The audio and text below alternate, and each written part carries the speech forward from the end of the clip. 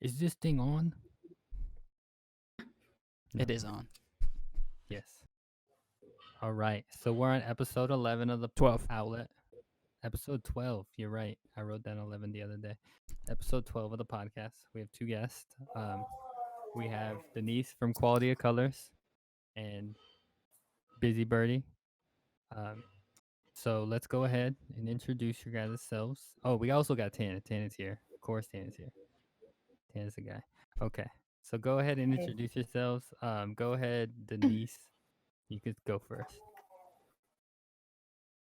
Hi, my name is Denise. I am a co-founder of Quality Colors, more so like in the creative director role. And then I also have like my own little side business called Mama's Gift Shop, where I sell primarily dumplings, and then like every other month I'll be introducing like a new item that is like created by my mom or influenced by my culture.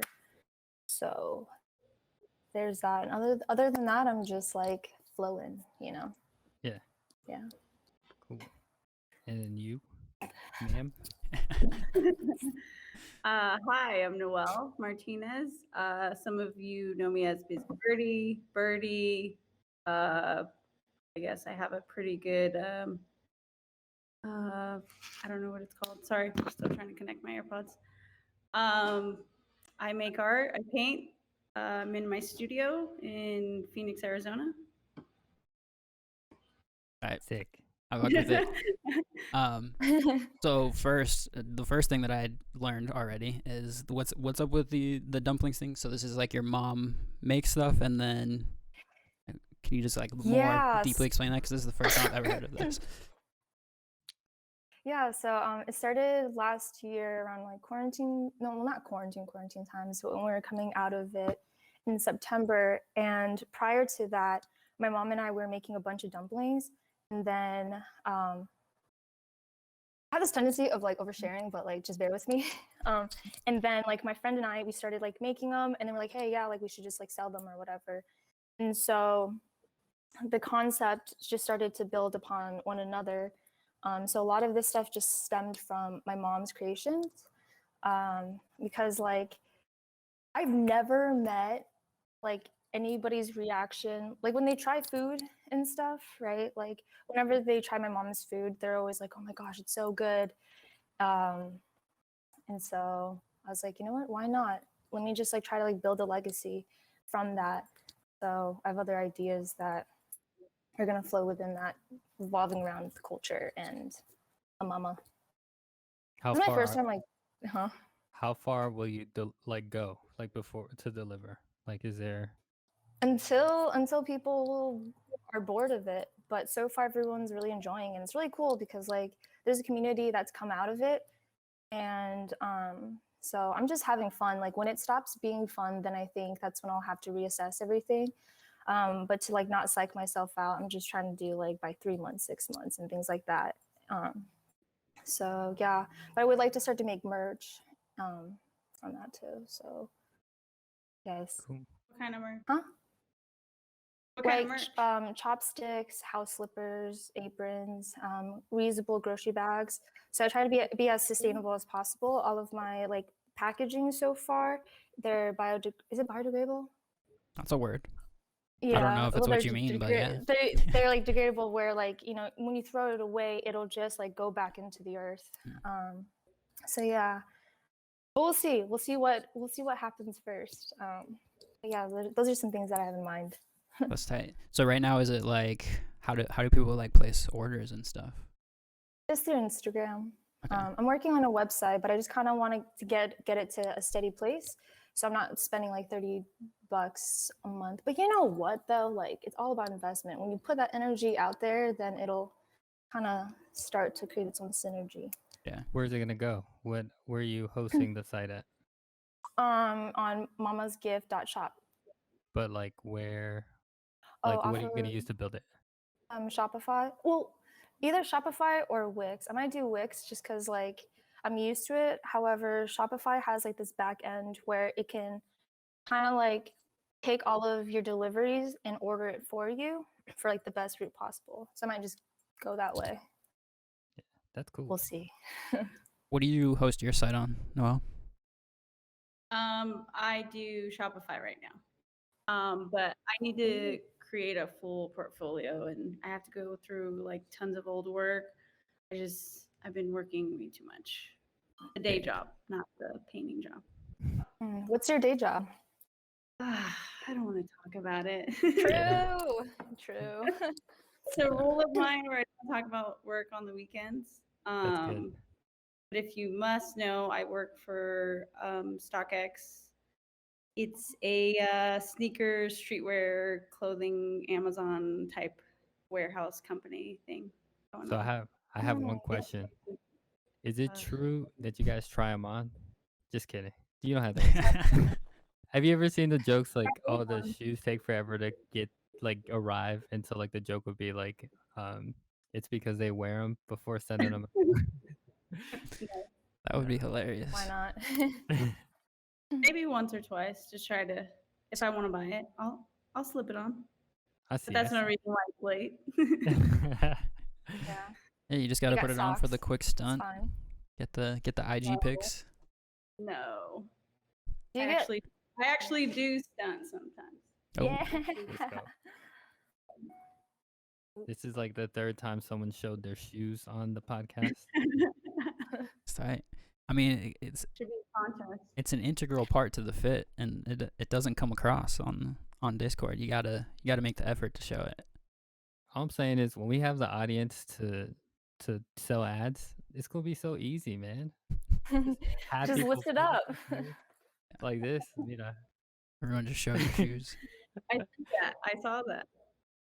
I feel like all of it should have different stickers. That way you're advertising everyone. For We real. need the Low-key, never good enough.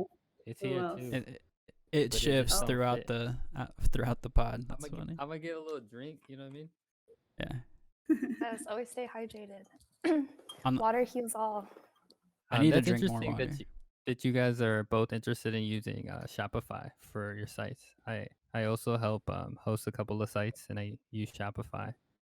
Shopify is kind of difficult to customize because like you only have so many themes you could choose from, and some of the themes, at least the free themes, there's only so much customization you can do unless you know how to code and you know how to enter like certain sections yourself.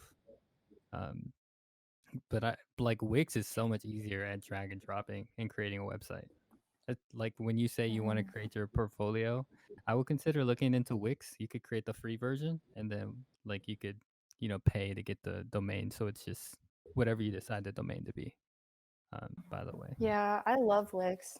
It helps with like compartmentalization, and I love that there are like so many different features, so you can constantly just be like rebranding as you go along and stuff. The end. I think Shopify is just easy. I don't know.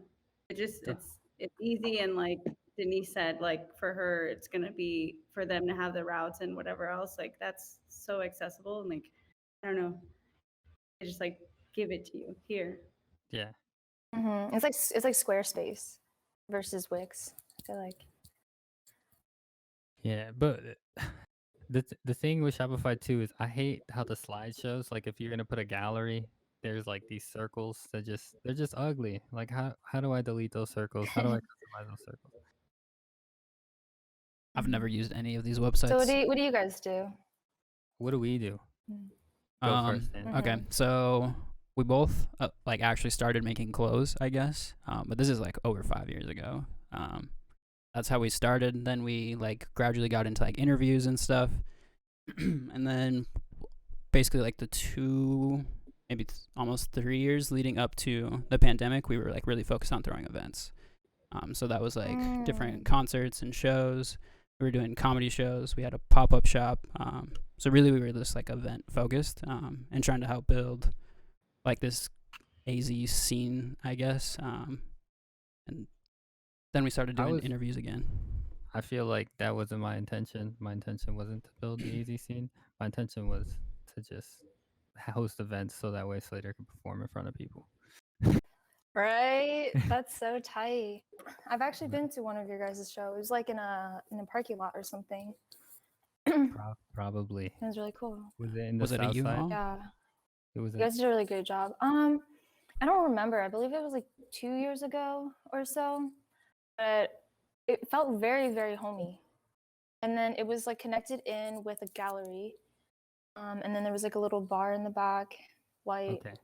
That space. one was I don't know was if that cool, helps, but that was thrown by Brianna, and Brianna like oh, I don't know her last name, but she like doesn't do events. I mean, we're in a pandemic. I don't know very many people who are. I feel like it's irresponsible if you are, but mm. no, Brianna's the one who hosted that. That one we just like she asked later to perform, so we all set up. And all the boys who like were doing, like hosting pop up events like with us and having their own little shops at the at the shows we were throwing, they were all also there. Like Preston was there, and so was the Heart Boys. Preston. Mm. I haven't seen Preston in forever.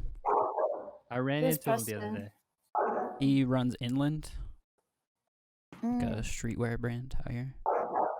Does it Yeah, I've count as seen out it. here? I know he lives out here, but doesn't inland stand for like some place in California? I'm sure it is, Inland Empire. That's what it stands for. but the man lives here and sells Yeah. stuff here, and everyone here knows him. So I'll work with him. He's here. Yeah. I see him every Confirmed. yeah, sorry to put you on blast like that if you're trying to play like you in Cali, but we know. Yeah. I know you guys have hosted a lot of events too yourselves. So I kind of like it's interesting because you guys are the first guests that have done similar stuff to us. Everyone else is very much more artistic than me. Not that you guys aren't, but like the event thing I can relate to. Like I've thrown events Yeah. as well. I've never painted. No. Yeah, I've painted just nothing good, nothing worth painting again. But what do you think is like the biggest thing or like the biggest hurdle in all events? Like what's the thing that's always been the toughest thing for you guys? I would have to say like logistics of setting everything up, kind of thing. So the whole thing. Yeah. Well, oh no. Okay, I got it. So what we've done with pretty much all of our events is like getting exclusive content with each of the like vendors and artists. And yeah, so I think so it would be logistics. It's just like meshing schedules to get it all set up and everything. Yeah, and then having like good equipment. Yeah. We could relate Yeah. to that for sure. We never made content because that we learned right away that was something that was very difficult to do.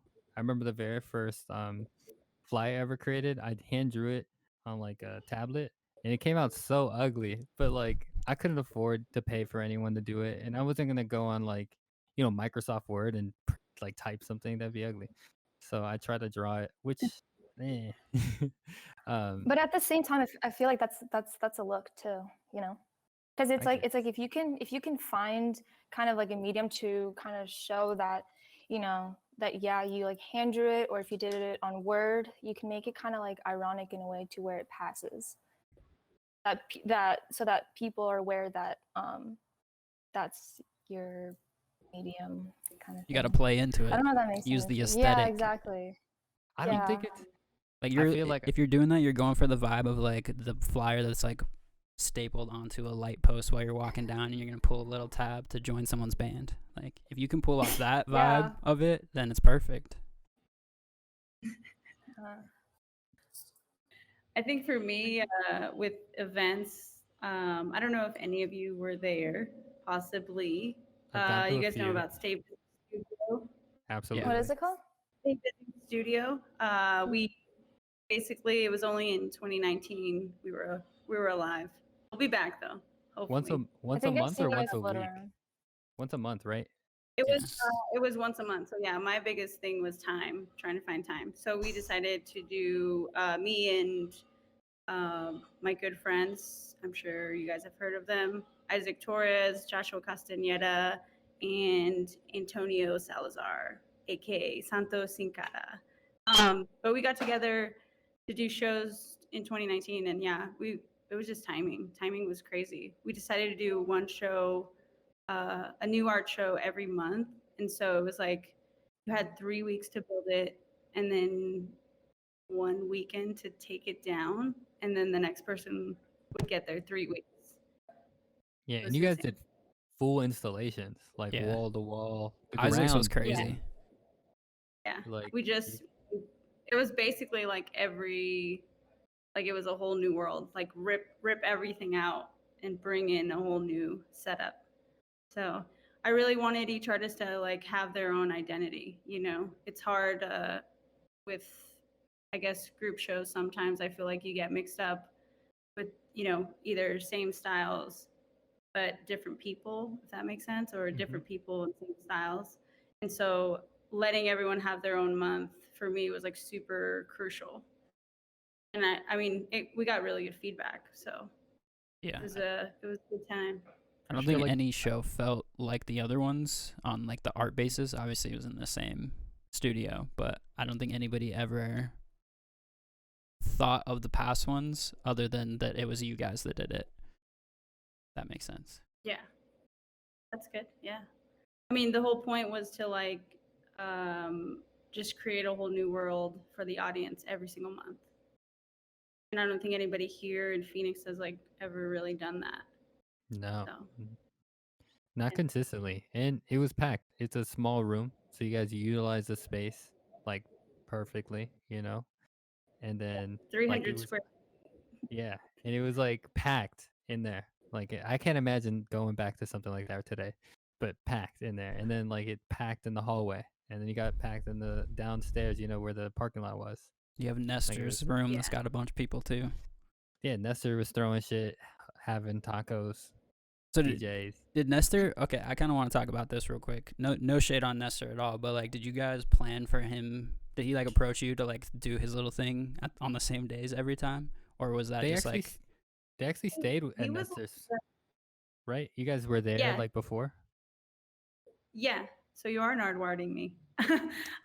We were there yeah, right so after you guys, so that's the only reason. No, so actually what happened was I had just moved back to Phoenix 2018. I was living in Long Beach for 3 years or so, 2.5 maybe. And I was looking for a workspace. He went to New York. I think he does it every summer or something. He went to New York for like 3 months. So then I like sublet his spot and basically was working out of there. And then Josh, who is my studio mate now, Joshua Castaneda, I invited him to come and paint. And so we kind of split it. And then from there, it was like we started looking for a space together, like outside of the building. And then next thing we know, like a couple months in, that little 300 square foot space was available. So we were like, okay, let's rent it out.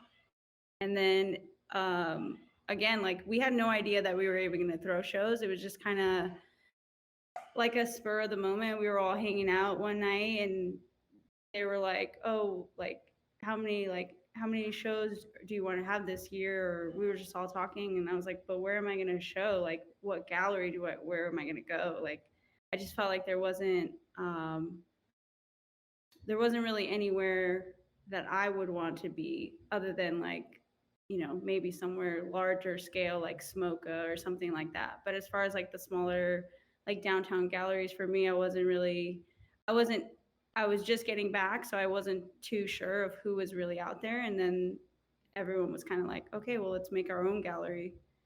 And at first I wasn't even about it. I was like, I don't know. This room is tiny. What are we going to do?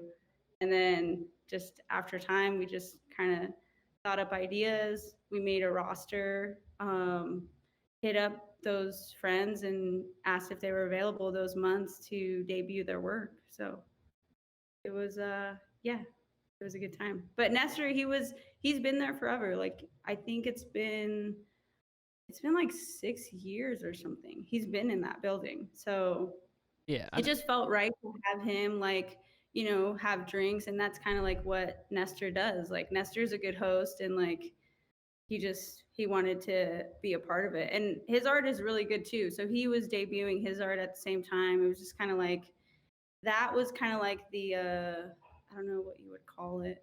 That was just like the party side of it, I the guess. overflow zone. That's kind of how I felt Yeah, it that was. It was like the extra to do once you kind of had to like get out of that tiny room. yeah. Yeah, no, those were Yeah, it always was like so fun hard to nights. control the flow of people, like, because it was so small.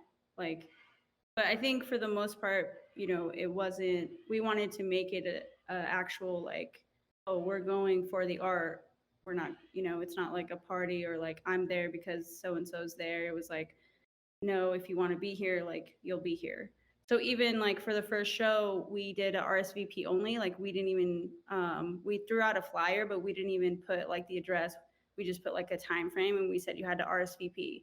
So you had to send an email like for you and your guests saying that you were coming, and then literally the night of, which was Tony's show.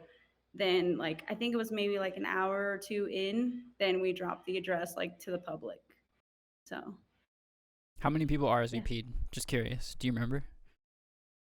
For that first one, I could Yeah. probably look at the email, but it was a lot. It was a lot of people. It was a good amount. I want to say at least like 40 people RSVP'd, Damn, which is like way more than I would have expected. Like for people to take the time to send an email being like, hey, I'm coming, and one other person. And it was even funny because like even some were like, is it okay if I bring 5? And I was like emailing them back like, totally cool. Like, yes, please.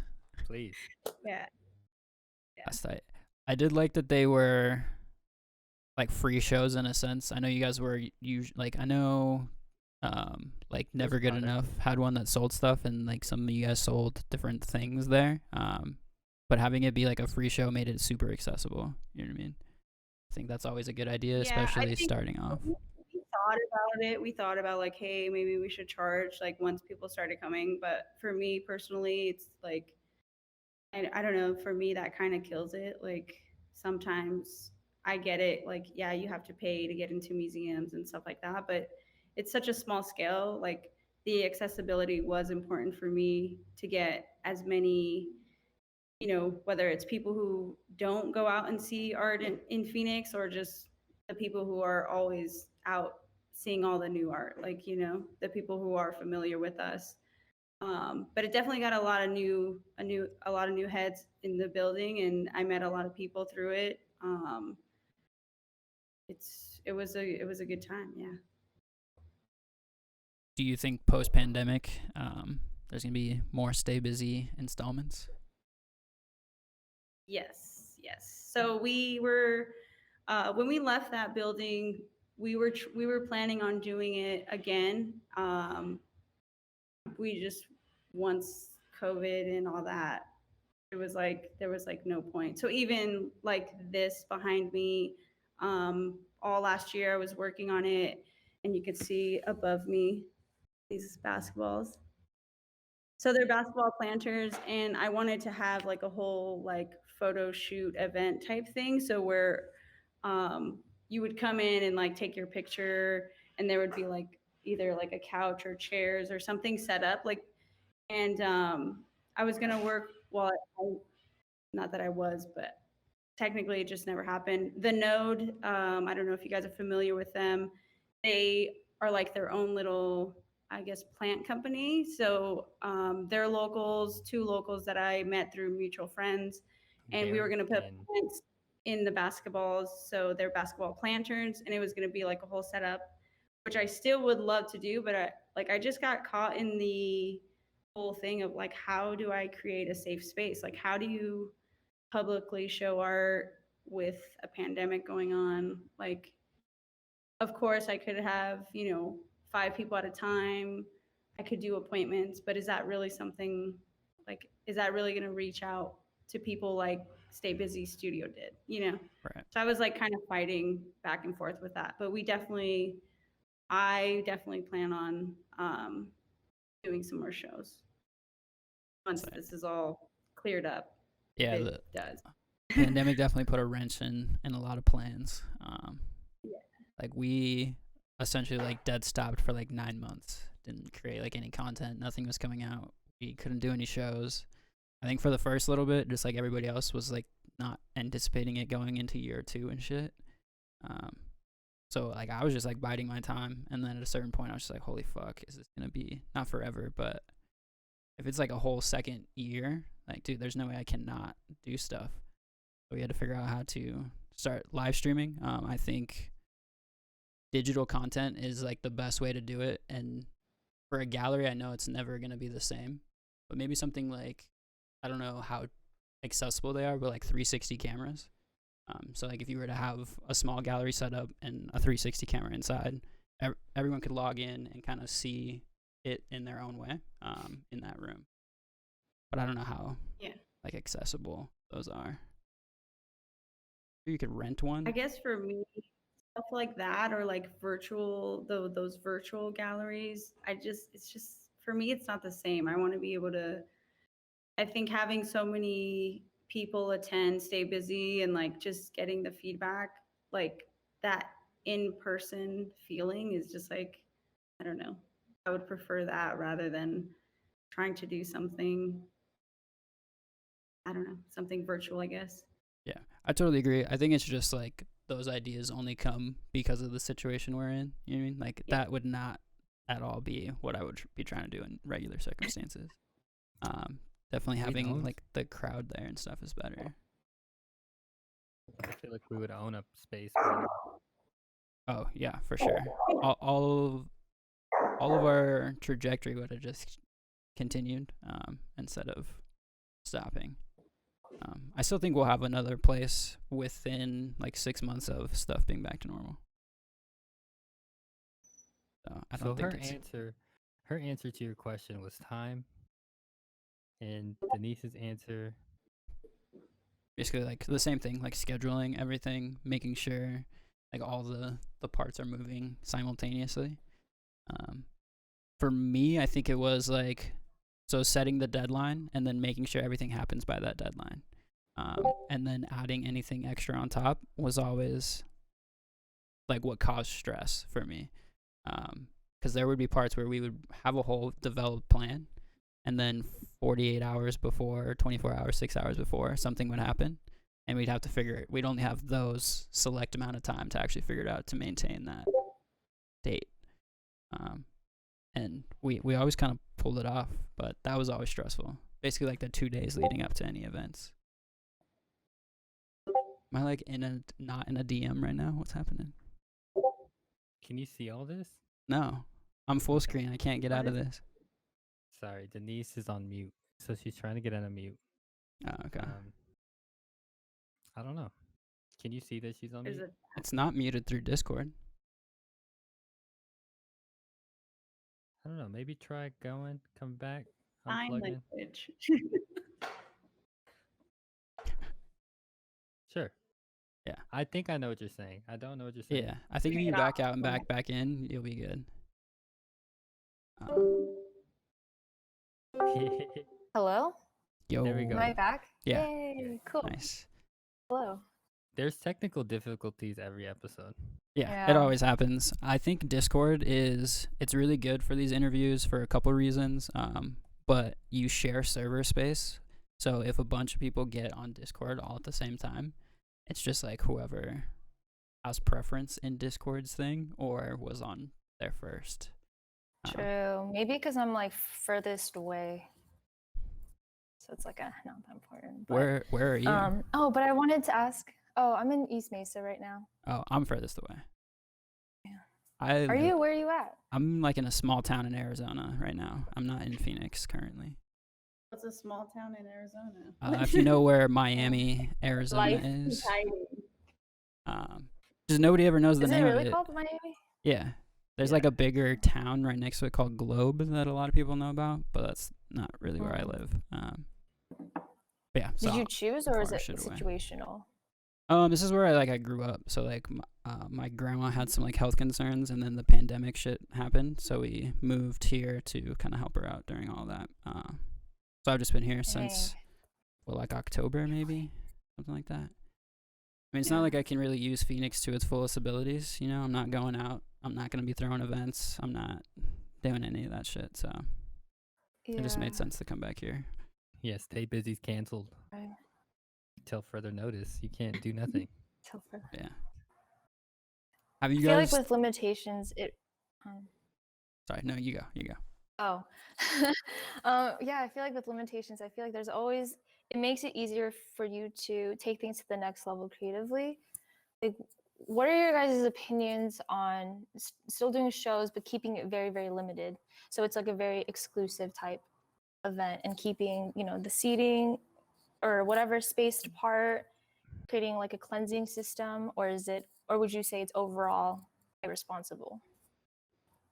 I think you put so much trust in other people that it feels so out of my hands. You know what I mean? I can organize the event and set up all of these things, but if someone's feeling sick and decides to come anyways and takes off their mask and starts talking to people there, what am I going to do about that? You know what I mean?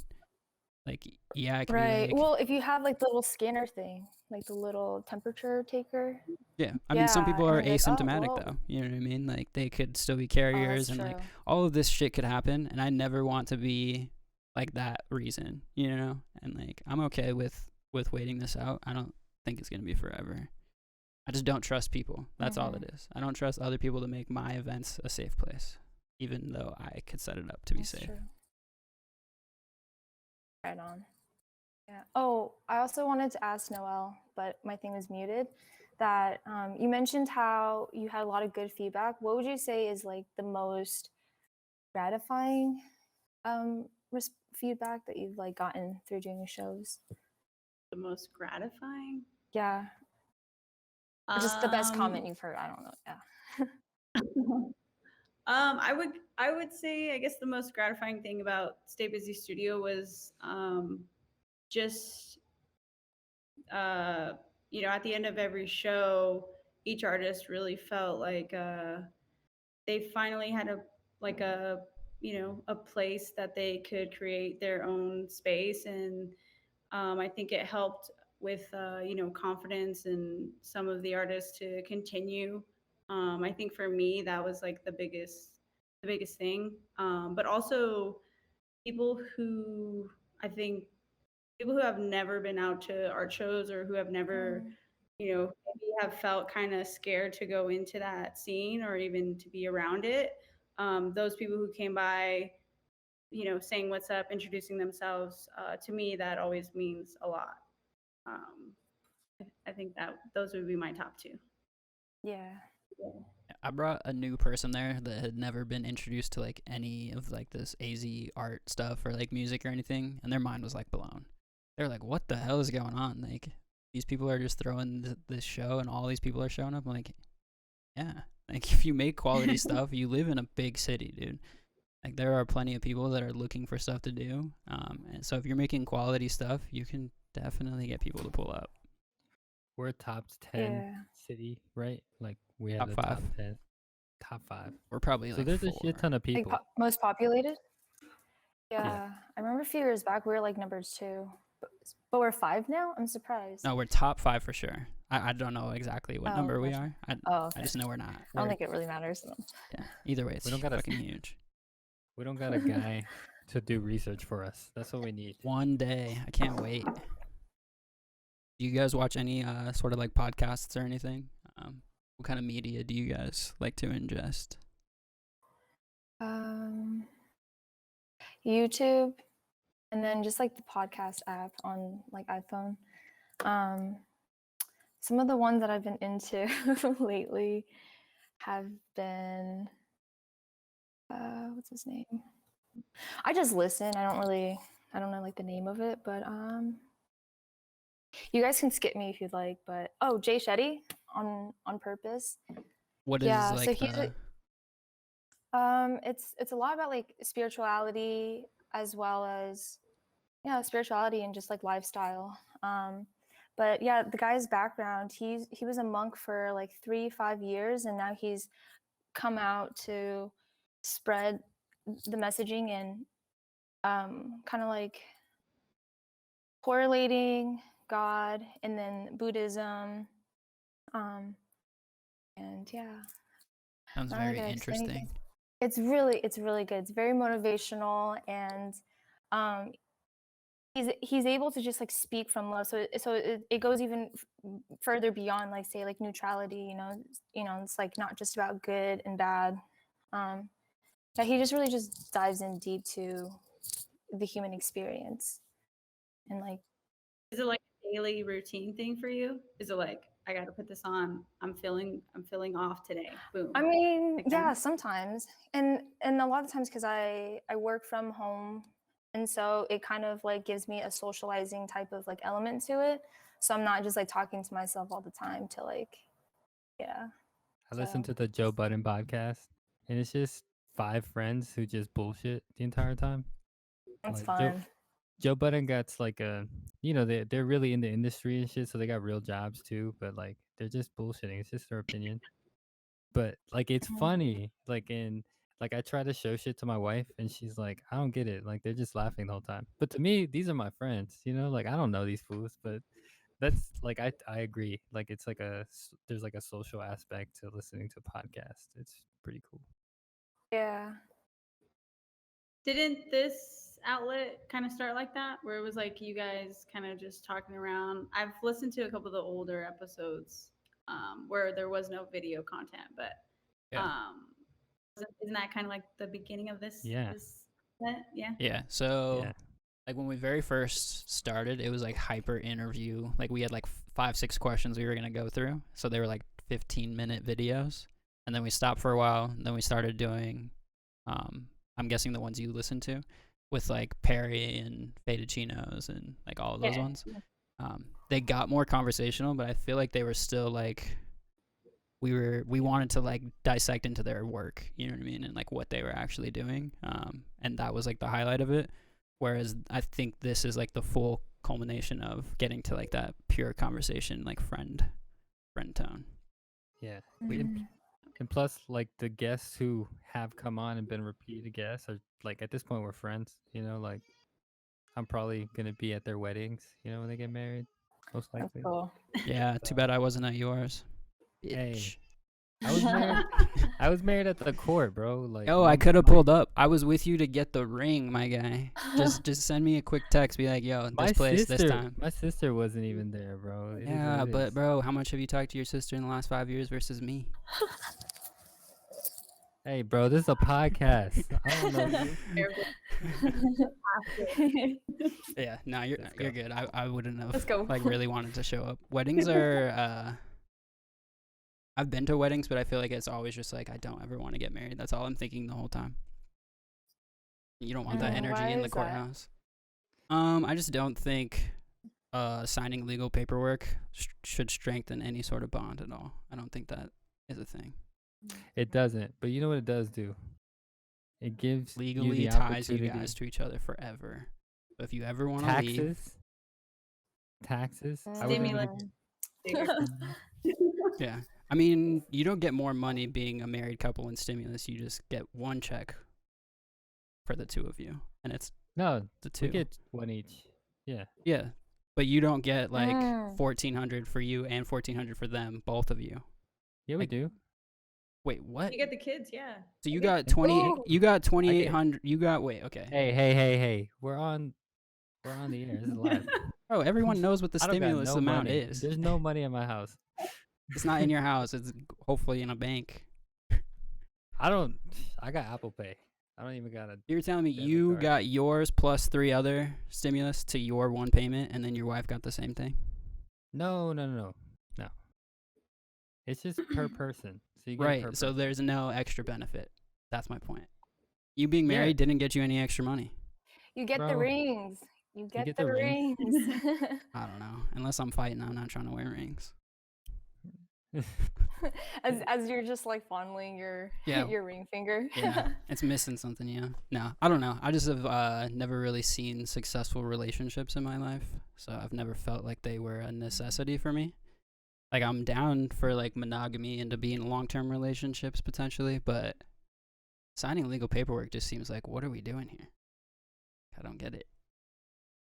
You probably get approved for more money on a mortgage. I'm fine. Mm. I don't know. I'm doing my shit. So I don't need no bitch, man. I'm just kidding. what was the question that she asked and then you answered? Why don't you feel like you want to get married? No, before that. Oh. We Oh, were like talking what I asked about now? Oh, You know what? I think you were asking her what the best just asked about, compliment like, was what the was, like- last thing I remember. Oh, the best Or like compliment. feedback, yeah. Yeah, that was a good question. Gratifying feedback. Yeah, and then she said something about just like that artist's feedback with them. Um, I want to like go back to that. There was one Want to time. dig deeper in that? Yeah, there was one time because I could relate. There was something that I wanted. I went to like Lux and I ran into like an old high school friend that I haven't talked to in forever. And like we follow each other on Instagram, and I never thought about like that, like, cause like we don't talk. And he's like, "Yeah, bro, like I seen you're doing shit with your music." I was like, "You guys are almost there," and I was like, "What?" Like that felt really good, but at the same time, I was like, "Damn, I didn't even like in the moment. Like I felt like we weren't like we were not hitting all the strides like I wanted. You know, like I feel like we missed strides, but like to hear that, like was able to, like that felt really good. Mm, You're saying like kind of humbles everything. from somebody that you wouldn't expect type Yeah, thing? right, Okay. right. Because you know you do art shit, so I'm sure like most of your followers, if not probably not all, but most of your followers are other fools who are also like either actively engaged with the art scene or like also an artist. You know, who you guys like share mutual respect with. At least I feel like that's what it is like for me outside of actual people that I know from high school or family. You know what I mean? Like I have somebody who follows me who works for Hypebeast, and that shit's so cool to me. But I don't like. How do I connect the dots? By saying How do hi. you? Yeah, you say hi. You say, "Yo, what up? I run this podcast. We're called Outlet. Check us out. We feature a bunch of artists from Phoenix and Hypebeast. You haven't featured very many artists from Phoenix. So what up? Like, Wow, We that got the was so plug. good. Good thing you got this on Just recording. We're just gonna cut So, that like- and send them that clip. Hmm. I think what you're saying is like how like I guess you have to go into it, or like whatever you're putting out. For me, I try not to have um any crazy high expectations or like put them out there. Like it's mostly just for myself internally. And I think meeting new people through art and through events and stuff like that, like that's the point, right? Like you want to spread the word, you want to spread your art, you want to spread your music, whatever it is. And at the end of the day, like that dude, he's just a dude. Like he works for Hypebeast, cool, but like he's just a dude. Like remember, like he's got a life. He might be married to, you know, he might be going through the same thing you are. Um, I've been lucky enough to meet a lot of artists that I admire, and for me, at first I was a little nervous about it, but it's important like to remember, like, yo, those are just people that are doing kick-ass art that I love. They're just people too. Like I got to remember that side of it. So it's like you can always shoot your shot no matter what. And that's why like for me the greatest or the most gratifying thing was people that I had never met, who had never been to art shows, who pulled up and were like, "Hey, what up? Like I know you, I've seen your Instagram and you know yada yada yada." And for me like that's super important because it's like, okay, you have like, it's nice to know like, you know, you're genuine enough and have the courage to say what up to me. Some people don't, some people will, like, but I think at least trying, it's worth it, you know. Yeah. Just need that And kind of confidence, like man. just taking a look at, yeah, and to not focus so much so on like what that person does, and like you were saying that they're just people. So I feel like if you approach it with personability, like just kind of like, hey, I just noticed that like you follow me, I think that's really cool, or whatever, you know, or yeah, and then just like maybe even just asking like, how'd you find out about me, which I know is like kind of like old school, but a lot of the times people want to share their experience, you know, even if it's something as small as just following some rando, you know. Mike, after Because I feel like sometimes, yeah. I was gonna say once this drops, give it 2 days. If he listens, he's gonna message you. But if he don't, send it to him. There was this other dude too,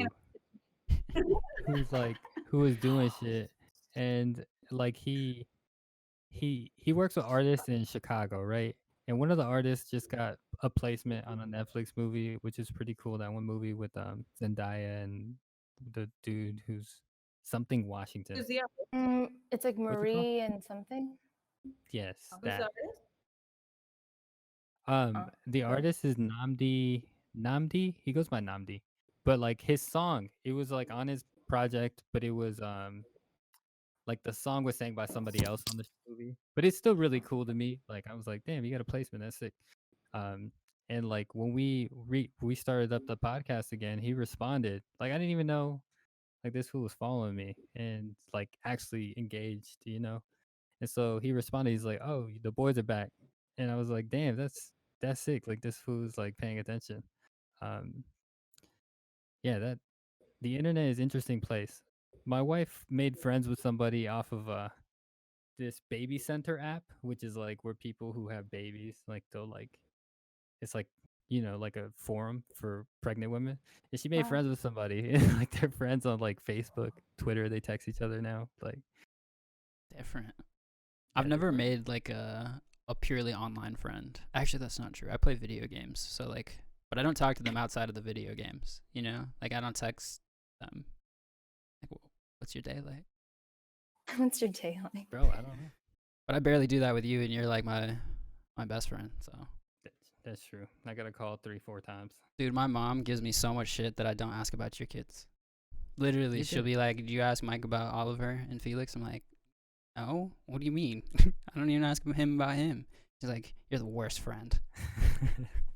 Do you guys do that? Do you guys like have friends that are just like you guys focus on art, so like you guys forget to talk about like real life shit, because you're just like always trying to do events together. Like you don't even realize that they're pregnant or getting married or anything like that. Most for me, like most. Wait, are you talking to me or are you talking to? Both. Either one. I don't. Okay. It's such a. You mean like?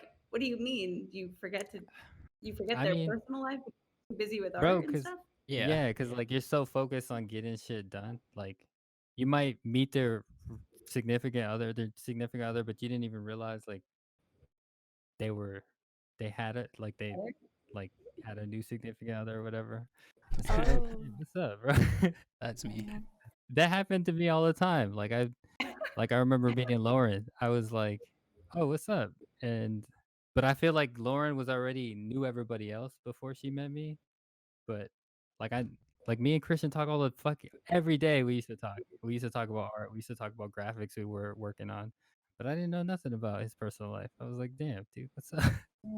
I feel like I'm kind of the opposite. In terms of like artist friends and stuff, a lot of them I met through throwing the events. That's actually how I got into the scene.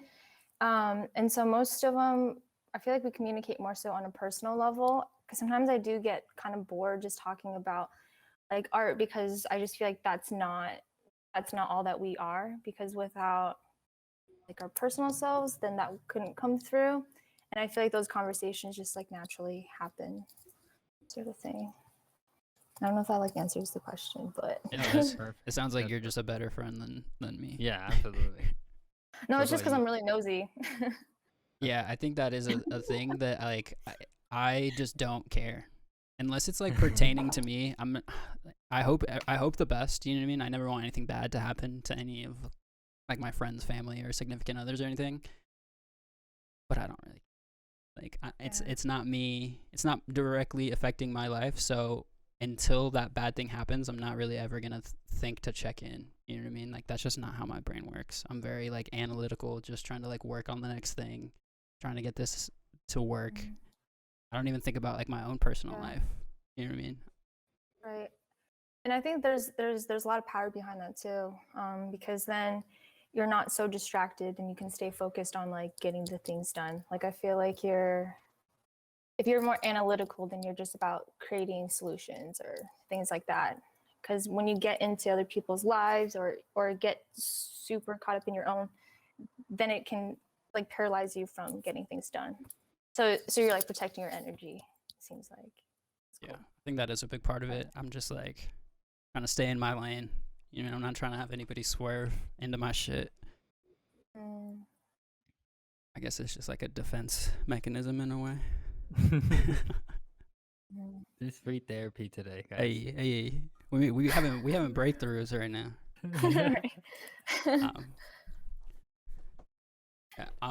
How do you guys think? Because I know you both throw events and stuff, and I don't know like what the end goal exactly is, but it kind of seems like you are looking to like build up other artists and stuff like that, and like grow what you believe in. What do you think the next step for those artists that are like cream of the crop in Arizona right now in Phoenix? Like they're the coolest people doing the coolest shit. What do you think their next steps realistically are? I think a lot of people struggle with that and they just end up leaving. They don't ever like actually try and build this thing up anymore. They migrate and get into like bigger. What do you mean, like outside of events and stuff? Like what is their next move? Like just in terms of their in artistry? general. Yeah, like if an artist is in Phoenix and is really big, do you think the only way they actually grow is by leaving? Or do you think they can do things in Phoenix, staying based in Phoenix, and grow to like a national level? That's a good question. I'm stubborn. I feel like people can stay because, you know, we're in the top 5, right? And we have so many resources out here than we think. A lot of it relies on connecting like this. And so I feel like what artists can do more to stay on the map is to show more of themselves outside of their art so that people can connect on a deeper level. Like that's part of how I'm able to do what I do, is because when I was younger, I was heavily influenced through MySpace. And what really connected me to artists were their little like interviews and things where you could see more of like their personalities, or when they would post vlogs. So like for an example, The Main, like I've followed them since like 2006. Yeah, 2006, 2007. Yeah, because they like went to, 2 of the members went to my high school. But long story short, all I'm just saying is what's made them like fresh in our faces, like what's like provided longevity for them is how they've always stayed connected with their fans or to their peers and stuff. They're always doing things that are engaging the community or sharing a bit about themselves. In Arizona? Cool. Yeah. I know they're from here. I don't know. I haven't ever been to like, have I been to one of those? I don't think so. I've been to like Jimmy Eat World shows. I know they're from here too. But I feel like they didn't The Main like go and like do all their recording and stuff and not here. Like they did eventually leave. Yeah, so what happened was they were making it out of Arizona, and then when they signed to Warner Bros, then they would go and they've like worked with Matt Squire, which is a producer in LA. But then, oh yeah, and so they created this one album, and it was like under the structure of like the label, and they were just like, fuck it, like we're gonna make a secret album and just drop that. So that was like their kind of way of leaving Warner Bros and doing their own thing. So then they created their own label, and so they've just been producing everything themselves. And then they actually ended up throwing their own like festival for like 2 years in Arizona, which is like really cool. And they have like people flying in, like just like fans just connecting and raising up the economy a little bit in Arizona, which is really tight. Yeah. So I fuck with that. It's possible. I didn't know that they started their own like label at all. That is tight. And they have like a little pop-up shop too now. Sorry to interrupt. That's tight. Yeah. I don't know if Michael's ever listened to The Main. No. I don't blame you. It's like an indie band kind of, in a way. Yeah. It's like soft music. Yeah, like everyone, yeah, they cringe when they hear The Main, just because it sounds very like poppy too, sort of. Yeah. No offense, but yeah, they're like high school girls eat that shit up when it was coming out. Yep. Guilty pleasure. But yeah, so basically what I'm getting out of that is, because I'm a Chandler girl. Ooh, Chandler. That's like one spot of Phoenix or like, I say Phoenix, but I mean the whole thing. That's like one spot I've never really ventured into, like Chandler, Gilbert area. Clean streets is all I'm gonna say. Big houses. Very clean streets. White. But it's not about skin color, but I'm just saying. No, Very but white. but that's real. Like Okay, so like I grew up in a smaller town where everyone is either like white or Hispanic. But it was like there's not like a 50-50 split or anything, but like I grew up around a lot of Hispanic people. When I went to ASU, it was like 90% white people, and I felt a little awkward, even though like I look white, but I am Hispanic. Like I grew up like that, so I feel awkward around white people. Do you feel like that at all? Yeah. Like for sure. How can you not? You know, being Yeah. a minority in America, let alone in Chandler, Arizona, I feel like you can't not. Like whether or not you're conscious of it, the energy of it, I feel like stays with you until you're old enough to like realize like, oh shit, that was my experience. And yeah. And then meeting other people, like meeting people from Phoenix has really just broadened my love for Arizona, honestly. There's a lot of flavors out here. Yeah, it's cool. Yeah. I don't know if that answers. It does. Sometimes No, I'm just like rambling. That was good. Yeah. It's a difficult topic that I just slid us into. So you answered it and you gave an example. It's perfect. yeah. Cool. And then you What said about like you? how your thoughts have kind of started to change in a way, because you've been introduced to more shit, more people. They're not shit.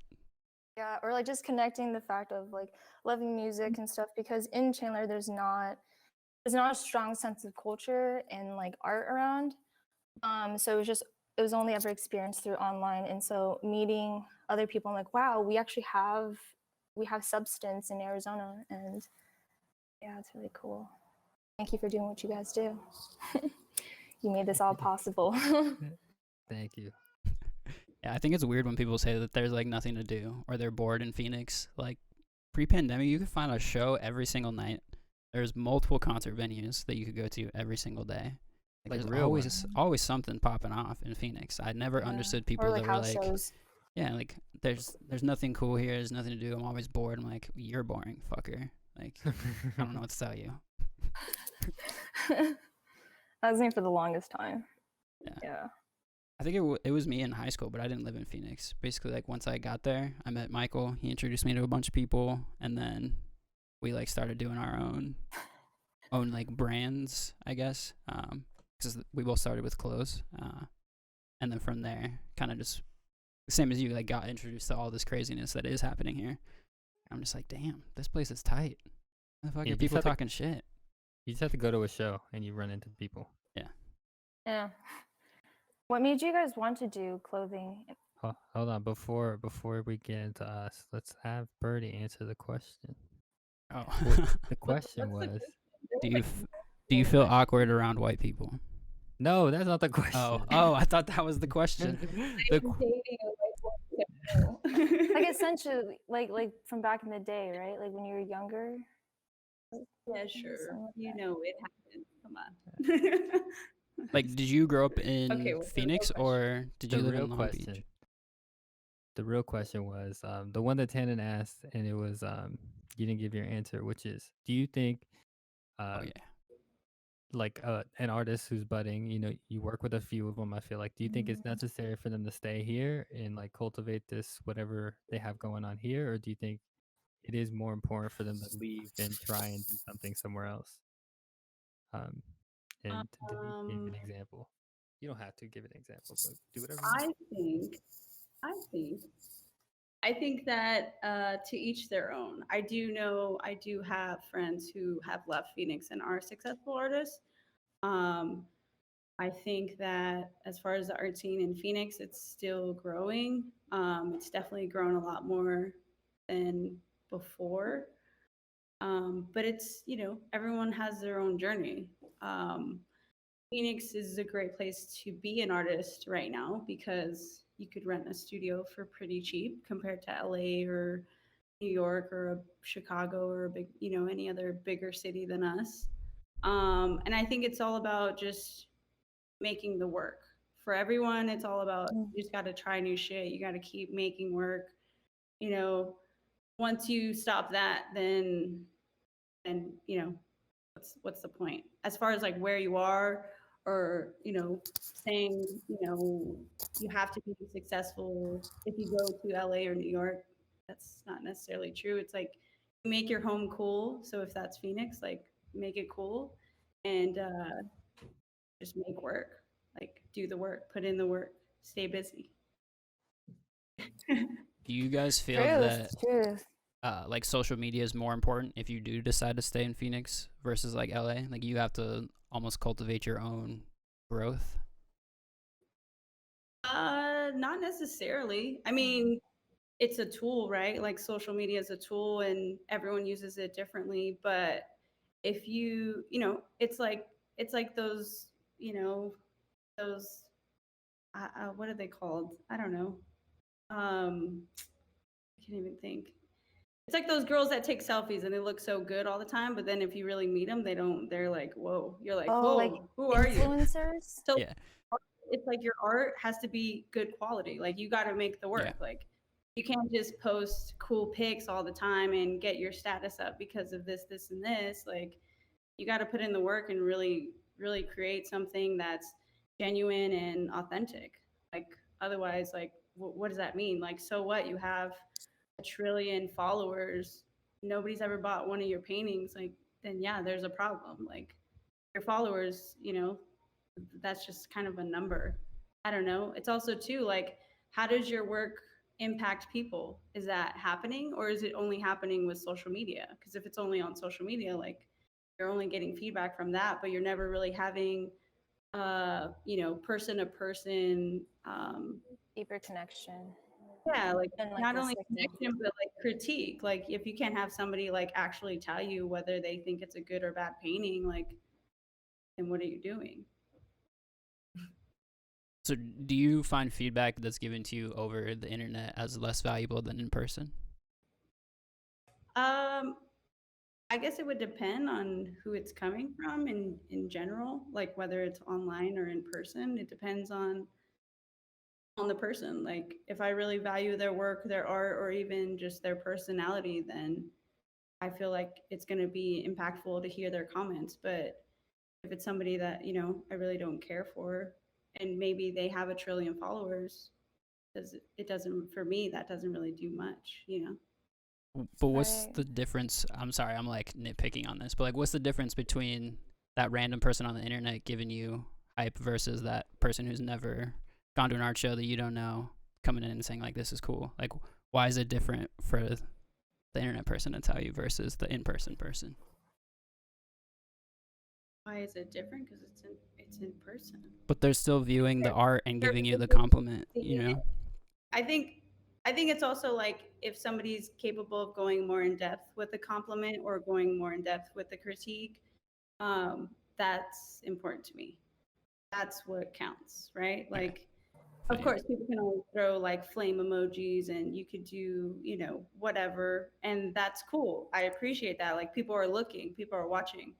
Great. But I'm definitely going to take over like a genuine compliment of, hey, I really, your flowers, I love seeing them on the freeway. Like this morning, I was having a shit morning. And when I passed by, like that made my day. Like, it's how it's how you impact people.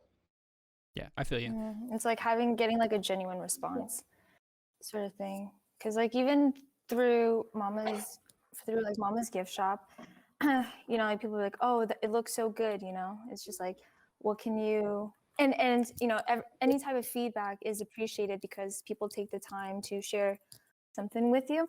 But like, it's kind of like, thanks for the like, thanks for the comment. But the ones that are very genuine where you can kind of connect more, I feel like that's what's more valuable because then you're able to actually engage sort of thing. Yeah, I agree. I think we're essentially saying the same thing. It's just most social media interaction is that just a like and leave. You know what I mean? So I understand why you think it's way more important for that in-person thing. But the internet has like a crazy reach that like in Phoenix, there's so many people that don't think Phoenix is cool that it kind of like stunts how much growth you can do in person here. Whereas the internet is just like open to the world. So that's why I was wondering like versus LA where everyone thinks there's cool shit to do. People move there because there's cool shit to do. They're constantly there. There's way more engaged community around you Versus in Phoenix, like, do you have to reach out through the internet more and put more presence there to build that community? Because our community currently isn't like up to rate of LA, Chicago, Atlanta, like that type of shit. I think you got to do it through the internet because people aren't gonna just go to your thing, like unless they see other people go to your thing and they're like, oh, I should go to that thing. So That's true. The internet is very important, but I love the internet, man. It's free. Not free because you got to pay for it, and it's also hurting the environment. The But Wi-Fi's. I got a love-hate relationship with the internet. I love memes, dude. I love laughing at life. Like, it's just so funny. But then you see people who can hide behind anonymity and just be like fucking nasty pieces of shit, and I'm just like, oh, I could learn how to do anything on the internet. I could get a better job because of the internet. You did do without that. having to finish school because of the internet. Bro, the internet's a beautiful place. Do you guys ever You go? can start Yeah, Start a podcast. that's what I did. I fucking looked up like, realistically, what are like the basics, and like obviously we knew like we need good mics, but like where to host the podcast, how long they should be. Like I do a lot of research on how to perfect stuff. Do you guys do that in your crafts at all? Like, do you look up? Did you go to school at all for like art? Or, like, how did you get to where you are? Me? Noelle for the like school for art thing. But like you as well. Like the whole question is for both of you guys almost every time. True. Did I go to school for art? Yeah. Or do you like, are you self-taught through the internet? Like that's my, I guess, real question. No, not self-taught through the internet, but a little bit of school. So I went and I have my associate's degree in art. I got it at Phoenix College a few years back. So basically, like the whole start of me painting, becoming an artist, was 2010. I was forced by my mother to go and sell some drawings, sell drawings at First Fridays. And this was like way before it is whatever it is now, which I don't really know what it is now. Not cool. But yeah, basically. There wasn't vendors and it wasn't all crazy. So I got invited by my cousin. He was selling his paintings in front of this house and he invited me because I was drawing at the time. I was painting a little bit, but mostly just drawing. And then my mom kind of was the extra push to go out. So I had no idea what I was doing. I had never sold art before, but I just showed up and I definitely was not the woman that I am today. I wasn't speaking at all. I was just standing behind this table with all my stuff out. And then as people approached, she would kind of take over and be like, this is my daughter and this is her work, blah, blah, blah. And so, but after doing that a couple times and getting a response from people knowing that I did make good work, I kind of decided to keep going back. And then that kind of enticed me like, hey, I should take an art class. It's been a while. Like I haven't taken an art class since high school. I'll try one of these community college classes and see if I like it. And I took drawing one and I loved it. It was a great class. And so then from there on, I was like, all right, I'm going to take all the other art classes and just try to do the art thing. And so I had some schooling, but for the most part, because I started First Fridays and I started community college kind of around the same time, I was always making my work outside of school. So it wasn't just like only school assignments, I guess. And it just kind of pushed and motivate me to get a studio. So I'm pretty sure that same year, or at least by the end of 2010, I had my own art studio. I found one, was paying it by myself. So I was in the art studio and then I was going to class. And yeah, I don't know. Do you think? Does that answer? No, yeah. My main thing was like, I know a lot of people are learning new things through the internet, and I was wondering if artists are the same way at all, or if it's more. It seems like you kind of were just drawing for the fun of it in the beginning, and then got introduced to like this business aspect, and then started taking it more serious, and then went to school. Yeah, you got introduced to the business aspect very, like, in my opinion, young. Like, I feel like a lot of people who want to sell art as like getting out of high school, like they gotta they spend some time figuring it out, and it kind of seems like you were just thrown into it a little bit.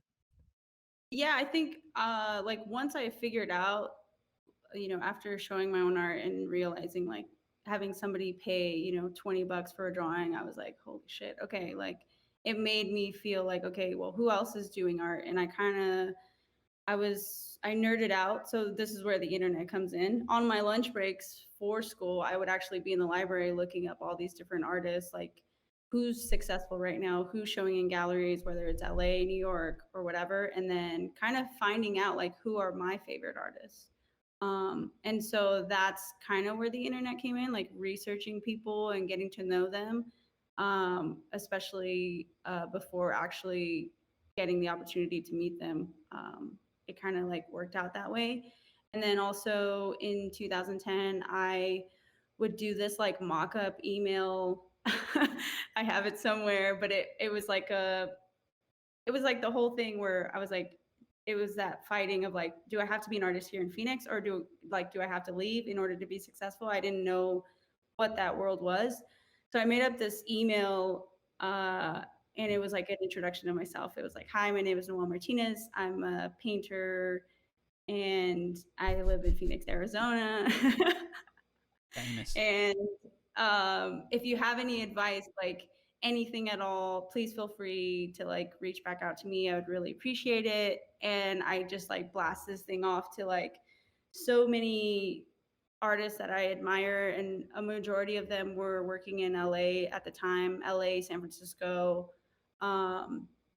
And out of all those artists, one of them only reached back out to me, and his name is Dela Cruz. I don't know if any of you are familiar with his work, but he's great. And he reached back out and he was like, hey, I'm kind of super busy to give advice over email, but if you want to do like a little Q&A on the phone, like just hit me up. Here's my number. And I was like, oh shit. And at the time for me, it was a big deal. He was showcasing in LA at this gallery. Yep, that's his work. It was called Known Gallery. It no longer exists, but it was my favorite gallery at the time, in the early 2010. And he was showcasing there with a lot of other people. So we ended up having this phone conversation, and that was one of my questions was like, I'm going to school right now, but do you think I have to go to school, or like, what would you say? He did go to school for art, but he was like, it's all up to you, like what you make it. And he was he was the person to tell me like, just keep making shit, like just keep creating, keep doing what you're doing. Like you're on a good path. You got your own art studio. Like you're already setting yourself up for success. So that, like hearing it from, an actual person an artist that I admired, that also gave me a lot of motivation. And I guess gave me that idea of like the whole business aspect where I could hopefully eventually, sustain and live with or live off of this art. However, I'm not doing it yet, but it's, I'm getting there. Stepping stones. Yeah. I think that's cool. Not a lot of people I know have actually like done that, like a spray and pray type method where they just like reach out to every artist that they kind of like and ask for advice. I think I'm always just assume that I'll never get a reply. It is cool that somebody did reach back out to you. Yeah, that guy's popping. Yeah, he's great. And so then after that, I actually got to go visit his studio 3 years later in 2013. I went to San Francisco. It was like the best trip of my life. And we met, and like it was like that whole thing we were talking about earlier where like he's just a regular dude. Like he's just hustling, like he's painting, he's doing his thing. So I'm glad that I did do that little blast email to a bunch of people. And it's funny too, because I did eventually, like the people who didn't respond, some of them I did eventually meet like in person. And I did end up working for them, like assisting on murals or in the studio or just. Do you bring up the different things. email? Do I? Do you want me bring to it up? find it? No. Like whenever you meet these people, do you be like, yo, I reached out 3 years ago, by the way? I think I've mentioned it only once to the artist that so I basically left. I moved to LA to work for this artist. His name is Patrick Martinez, not related in any way, but totally my brother at heart. So he was one of the people that I did email, and so I think I mentioned it to him before, but he probably doesn't remember, and probably skimmed over it. But I mean, it's all good. Yeah. People are busy. I just think it's funny. Like, it's almost like I can't remember the NBA player's name, but they essentially like asked for an autograph when they were a little kid, and like nothing ever happened from it, and then they made it get to the league, and like the most important thing was like dunking over that person for them. And like that's kind of in a way that same thing. Like you made it to the level where you're not necessarily on their level, but you're getting acknowledgement without having to reach out. I'm like, damn man, you just hit me back a couple years ago. I would have met you last year instead. Yeah, I guess. I mean, I haven't. To be honest, I'm like the way that the dots connected for me. I wasn't ever really upset about it. Like, I think it really did help that Aaron reached out. And then just having that friendship with him, he's connected me to other projects, which I've been super grateful for, and other people, other artists. So it's just, I'm just grateful that he replied. So at least I got one out of however many I sent. That's tight. Dang. So do you think that you've sorry, Denise, do you think you've I'm sorry, what? I think it might be when you unplug the mic and then plug it back in is what the issue is. But if you like leave and rejoin, I think you should be fine. Yeah, that was a really cool story. Yeah, That's definitely not what I expected to come out, because I had no expectation, honestly. I had no idea. Questions and you'll get the answers. I'm telling There we you. go. I mean, yeah, but like Mike, like you, I like when you go off on tangents. Not you per se, but like anybody. Because like my question really was like, how did you learn how to like draw, like, or paint? Like, what was your introduction to that? Did you learn from the internet? That was the question. That was the question. I thought it was art school and No, yeah, but like it's like I like elongated my question right there. It was like, Okay, cool. did you learn from the internet? Like, were you self-taught or did you go to art school? Like, that was like the general question. But we got like this whole thing it was great though. Yeah, it was absolutely great. Okay. How long were you out there in California? Because you said you went on 20. I was it was like 2.5 years I was out there. I'm trying to think. Do you feel like it was completely different? What? What? Oh, I was gonna ask. Did you feel like it was different? Because I'm sure when you were working with that guy, when you went out there, what's his name, Patrick Martinez, when you were working with him, were you like also seeing like what it took to rent a studio space and like set up his work there, like so that's why when you came back, it was kind of like it was like a no brainer to get a studio space because like you mentioned earlier, it's way cheaper here to rent a space compared to California, So like, Yeah. did you see those transactions happen with when you were working for Patrick? With Patrick? Like, Assistant Pat? did I see the money side of things? No, not business side. I mean, there is a business side. Let's be honest. Like, you have to rent a space. You have to sign the lease. Like, you were there for 2 years. Right? Yeah. I'm not sure what the question is, but Sorry. I guess I'm saying like, did I see how hard it was being an artist in LA compared to being an artist here? Is that like kind of the question? Or? I guess the easier way to put the question would be, while you were out there working with Patrick, like, what kind of things were you doing out there? Like, what did you learn while you were out there? Because you said you were assisting him, right? Yeah. Yeah, I mean, when it all happened, I had no clue what was even going on. So it wasn't even like um, a guaranteed like paid gig. I just kind of jumped and left here and did it because he was at the time like one of my top. He still is one of my top like favorite artists, top 5, I would say. So going and working for him, basically Aaron referred me, so he kind of threw the assist for that whole thing to happen even more. He really like, you know, just gave a good word. And then Patrick was all good, and I told him that I had a job when I really didn't have a job in LA, and I had a place to stay, and I was staying with my aunt and cousin in Van Nuys.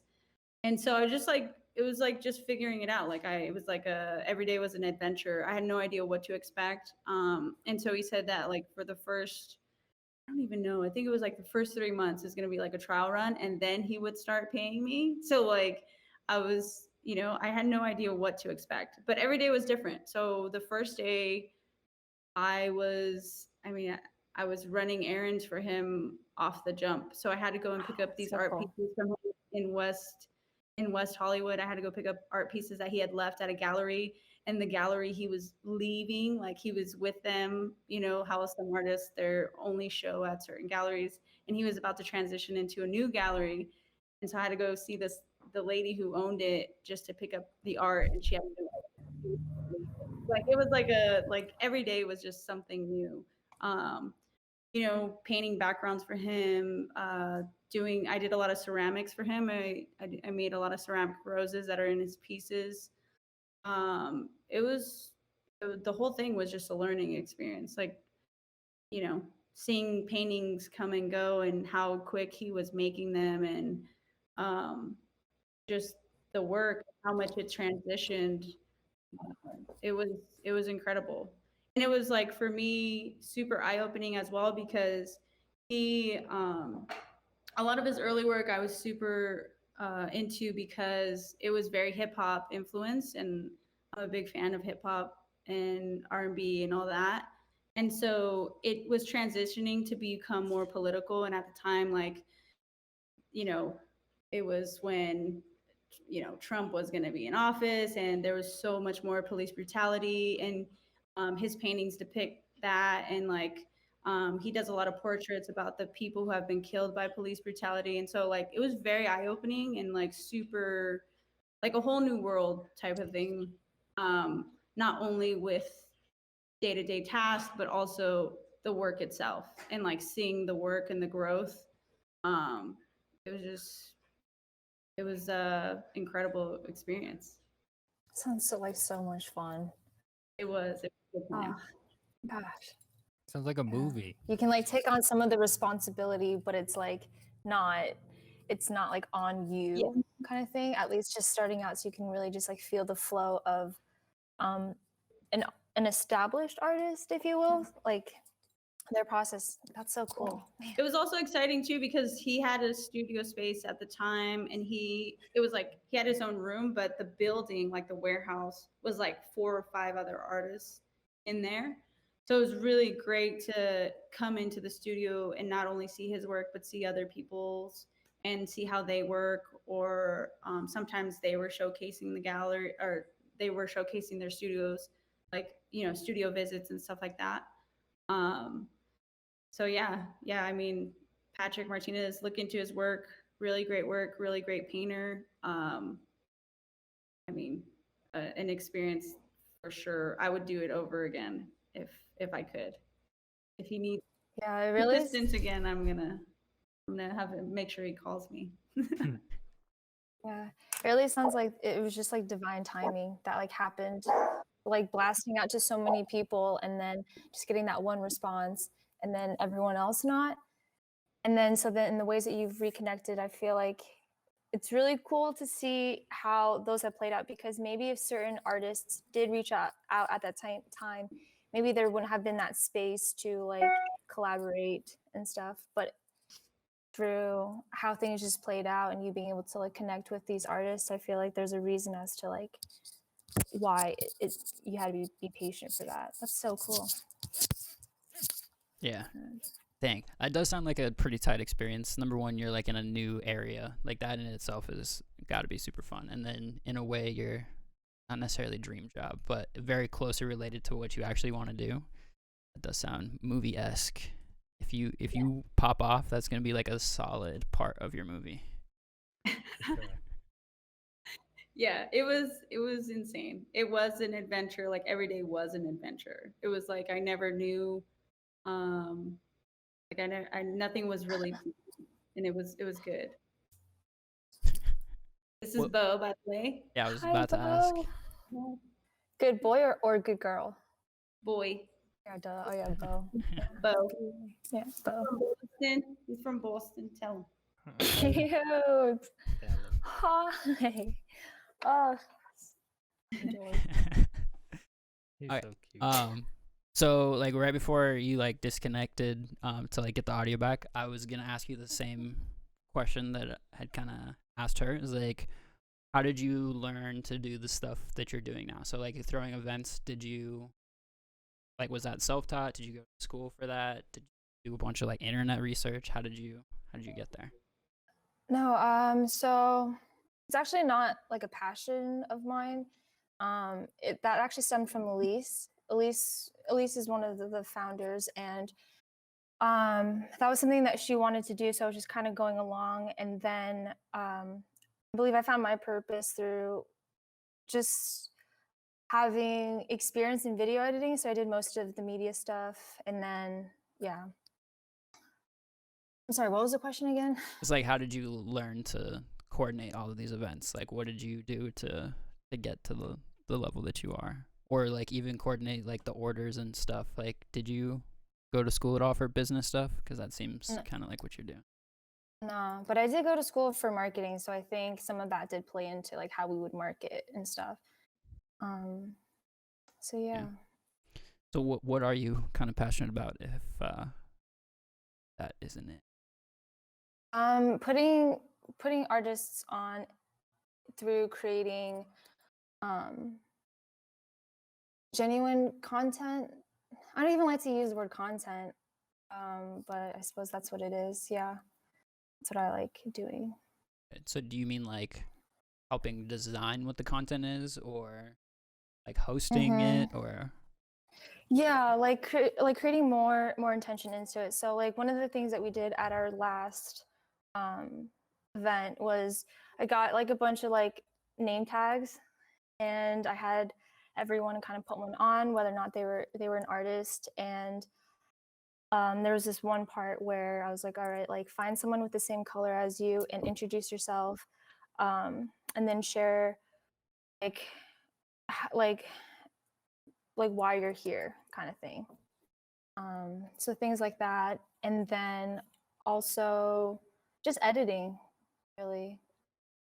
So it kind of seems like that first part that you were describing is like you care about the experience of the people who are at the show rather than the actual show itself. Yeah.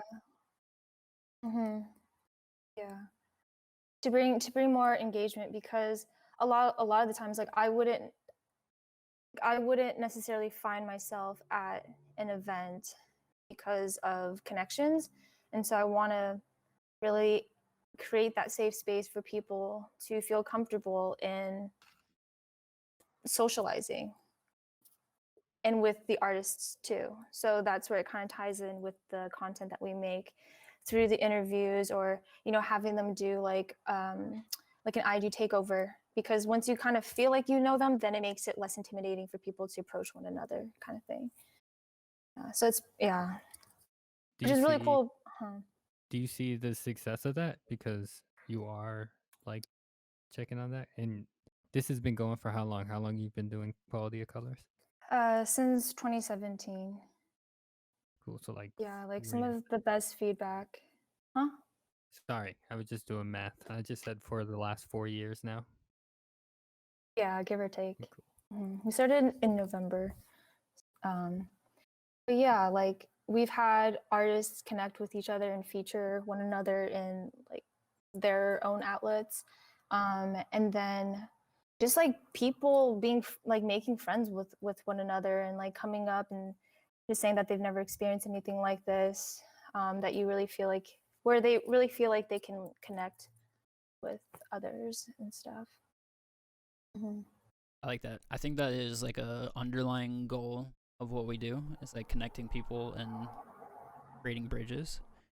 I think that's really important for any sort of long-term success in Phoenix, or like being able to build that long-term success in Phoenix. I think all of these different pockets do have to get connected. I appreciate you doing your part. Yeah, all Yeah, you guys. absolutely. Just keep Because existing. I feel like, yeah, absolutely. So do you guys have any upcoming projects or anything that you want to talk about, or? Yeah, so we just shot a live performance and an interview with Raw for his recently released project Ugly Little Brother. So that's in the works. And then we're just going to be focusing on ourselves, and rather than focusing on artists, focusing on things that we want to create and just letting artists come to us at this point now, sort of thing. That's cool. And you guys just had Josh. Josh was a guest on a previous episode. You guys just showed his live performance. It was really good. You guys can catch that on their YouTube. It's kind of Did funny. you feel it? Yeah, it was good. I also like so you guys are working with Josh. We're gonna work with Raw in the future. I was making the intro to the podcast, like officially. I don't think I told you, Janet. Yeah, but he is. So that's kind of cool. It's all connected, and I know Noel works with all of our homies. Like you guys, like what Jared was one of the guests at Stay Busy. So like exactly what Tana just said. Like everyone just keep doing their part, like, and just we don't have to all be friends. You know, I don't have to check in with any of you guys. You guys exist on your own time, but it's cool that we could do something like this where we could just talk about it all. And anyone who's interested, they could listen to it all. Because this is a long podcast. Like, yeah. This is a lot of fun. We're at an hour and a half. It feels like it's gone pretty fast though. Yeah. But yeah, like I'm curious to see. Like, I'm sorry. You go. No, my bad. I was just gonna say I like this specific episode because similar to the last one, like our two guests didn't really know each other. So I like when that kind of happens. Like that is literally like a bridge kind of being built. You know what I mean? Like that introduction happens. Not that you guys are gonna go off and like do something right after this, but it is cool to kind of make those connections for people, and then hopefully we see something potentially come out of it in the future. Yeah, thank you so much for giving us the space. It's a lot of fun. Yeah, no problem. Thank you guys for showing up. I know it's 2 hours of your day. It's Sunday. It's real life happening. I know Noel had to go to the office space to set up. So I know it's out of the way. Really, because background, it was worth it. I love it. But like for me, like my wife has to put the kids away at this time, and like usually I'm able to help. But like right now, well, it's bedtime, you know. But right now I can't help. I gotta be here, so I know it's a sacrifice for everyone to be here. So I appreciate all you guys. Yeah, definitely appreciate you guys stopping by. I kind of have like a couple. We always kind of end the podcast on like weird questions. Unless you have anything you kind of want to bring up before we get into those. Wait, before we go there, Noelle didn't mention what she has upcoming. What project she has upcoming? If any.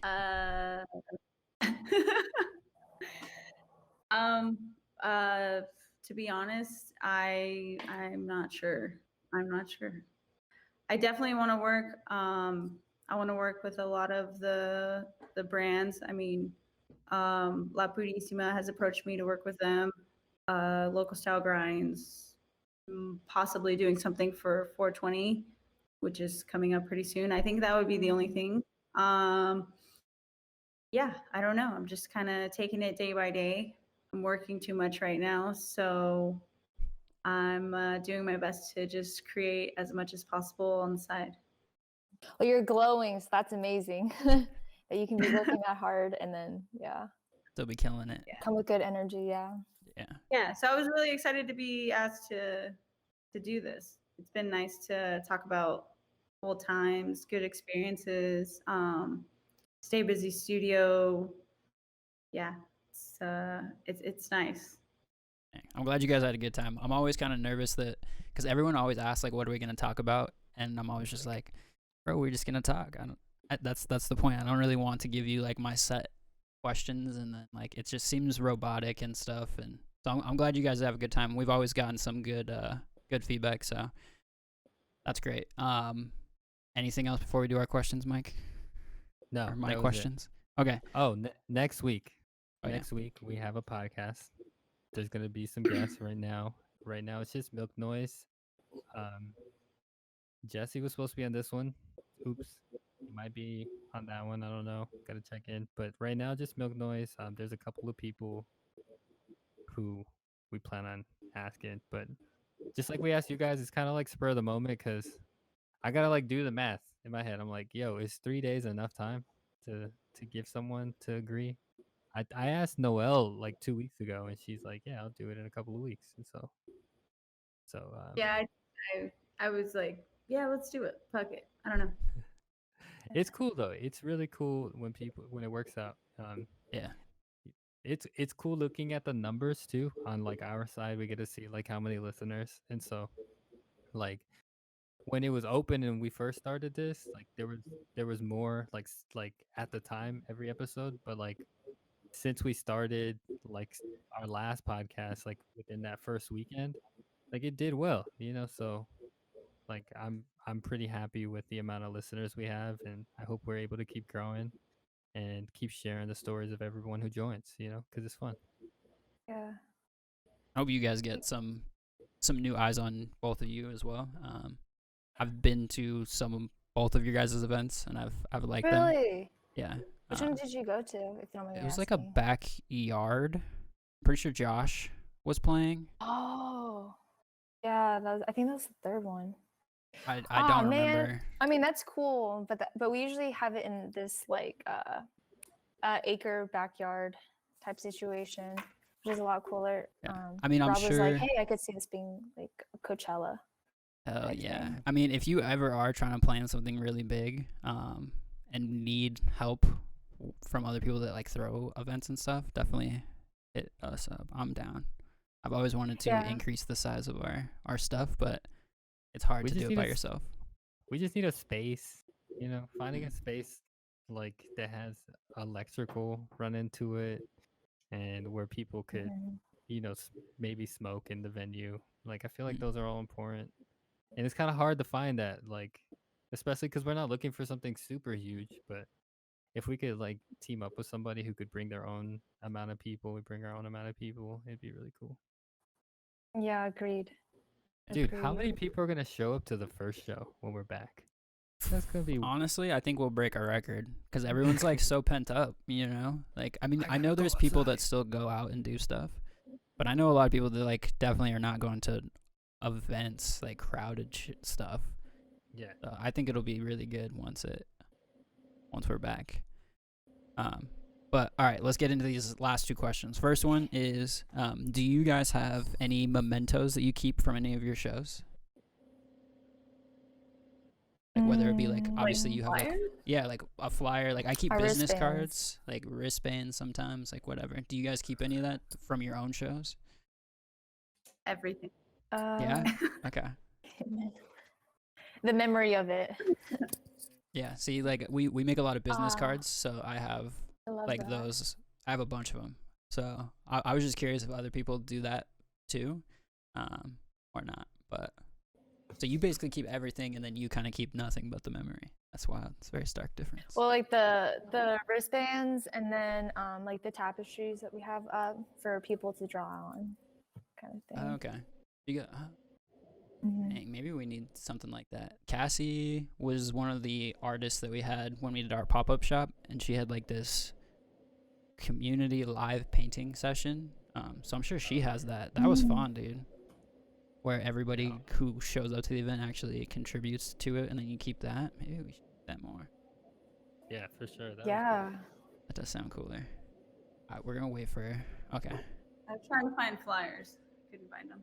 Oh, you're all good. I just found this. Oh, though. fire. I like That's it. cool. It was taped on the door. Okay, last question.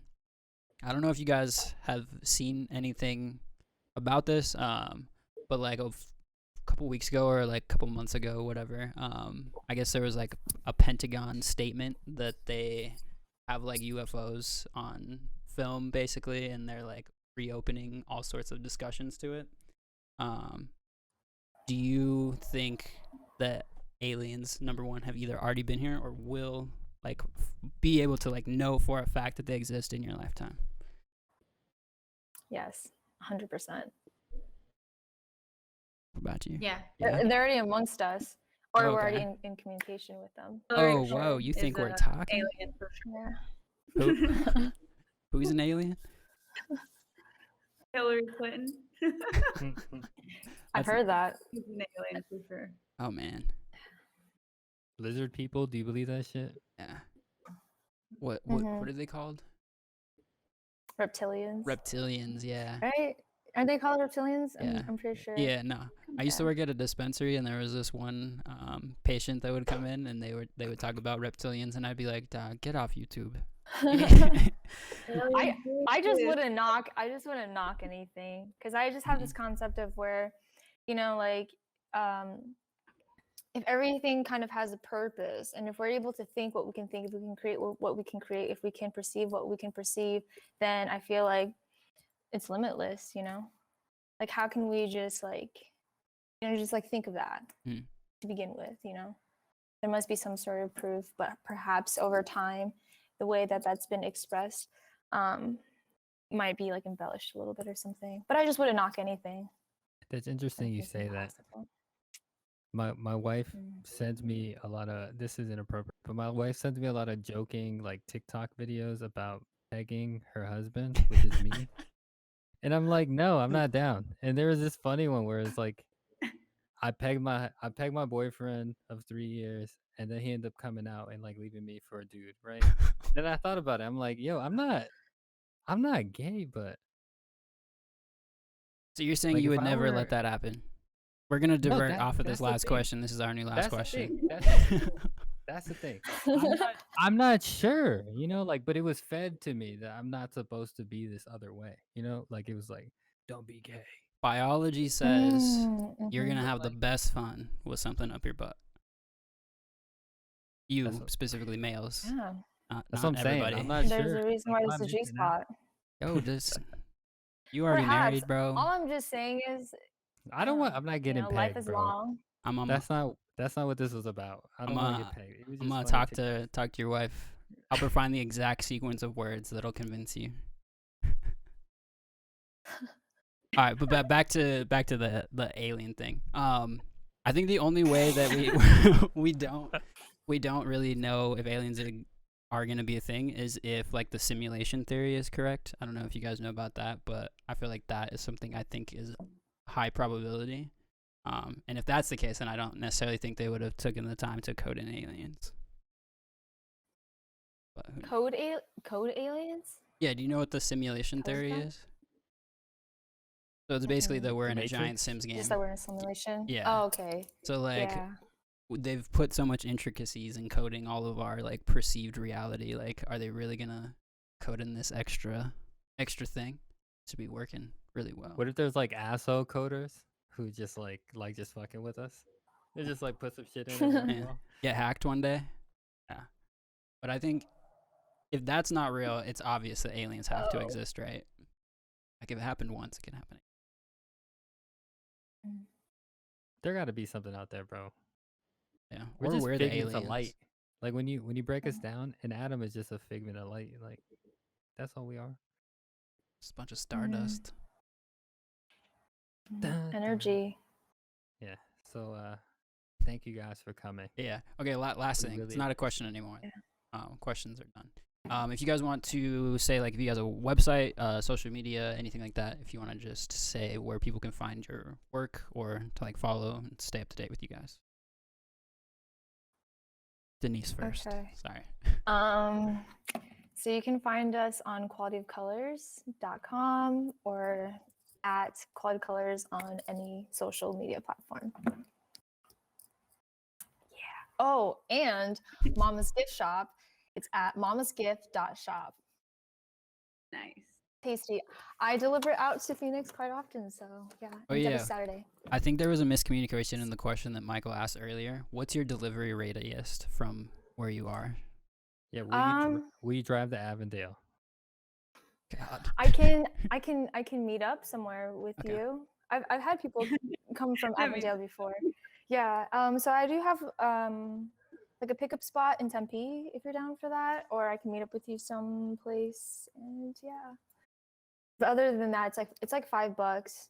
I'm still figuring it out, to be honest. I'm gonna start door dashing and kind of gauge from there. That's smart. Mm-hmm. So far, it's just been $5 though. Like that's a delivery fee? Mm-hmm. Okay. Well, because I live all the way out in East Mesa, Yeah. and honestly, it should be a lot more than that because time and then there and back. So to get to Phoenix, it's like 34 minutes or so. But it's Damn. worth it because I love meeting people and it's just building rapport, you know? Yeah. It's like all of this effort is to bring me closer there, and then it'll just all work out. So, yeah. Tight. Everybody go get some dumplings, right? Yeah, and Okay. right now, until the end of the month, we are also offering wonton noodle soup. So, Fire. yeah, chicken Might- and shrimp. Might have to pull up to Phoenix. Tempe. Yeah. Well, I guess I Yeah. could drive right by I Chandler. can meet you in Phoenix because I do Yeah. go there quite a bit. So, Honestly, I would have to drive past Chandler to get anywhere I'm trying to go. I would just meet you there. Oh, cool. All right, Noelle, where can we find your stuff? Where can we look at your beautiful flowers? You can look at them at Busy Birdy on Instagram. You can follow Bo on Instagram if you want. He's under I wish- Busy Bo, but he has a circle for the O. I haven't posted too much. I'm sorry. I'm sorry. Instagram. It's Kaylee. Grumbling. I don't like it. I don't like Bo. You gotta pet him. She's a little hater. Yeah. I didn't even notice there were 2 dogs. Stay Busy Studio. Wait, say it again. I didn't hear you. Sorry. I said follow Stay Busy Studio at Stay Busy Studio. Okay. Is there a website? Thebusybirdy.com. Okay. Cool. And we'll put all that in the descriptions and stuff, of course. Yeah, I really appreciate it just for the last time. I know we've said it a bunch of times, but anytime we get new guests that haven't been on, it's definitely helpful to us to grow and like just getting practice. Hopefully you guys can come back. We always do kind of keep these open. So if on another Sunday you guys have a project coming up or anything and you want to come back on, definitely let us know. Or if you know a certain guest that's coming on and you would like to be on the show as well, let us know. You're welcome. There's like a max of 8 besides us, so most likely there's going to be room. You're always welcome to come back, invite other people.